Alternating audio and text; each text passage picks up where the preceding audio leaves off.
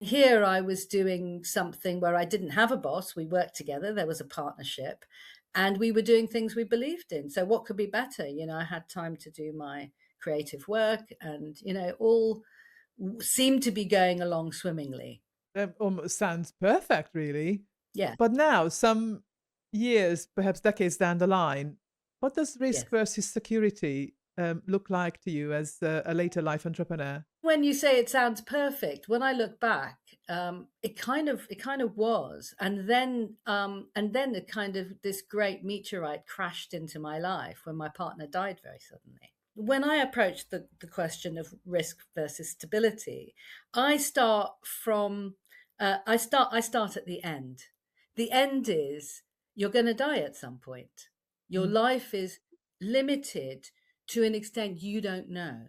And because my partner died and she was only 40 and I was only 33, it wasn't supposed to happen. No. So it wasn't supposed to happen. We worked together, we lived together, we were even in those early days when it was unusual for same-sex couples to kind of go forward and have children. We were planning to have children together, and it all ended abruptly because she died very suddenly.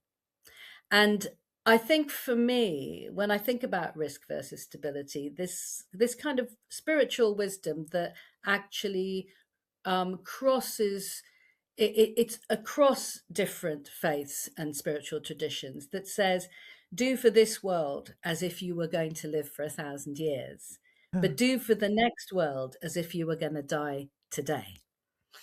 And I've actually looked that up online and I found that wisdom pops up in many, many different, not just faith traditions, but philosophical traditions. So it's not about religion as such. mm. It's this existential tension in our lives between knowing intellectually, and most of us are in denial about it, that we could die any day.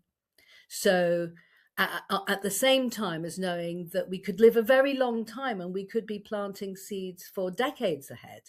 And Absolutely. it's a tension. It's not something anybody can resolve because nobody has that crystal ball that tells you what's going to happen with your life. No, not at all. And it's kind of like there's Yeah. this weird calculation that why is it so much weightier in your 40s, 50s, 60s to look at this Mm. than it was when you were younger?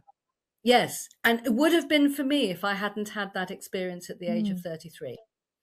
And my father had only died 7 years earlier. So death became a really important teacher for me at that time.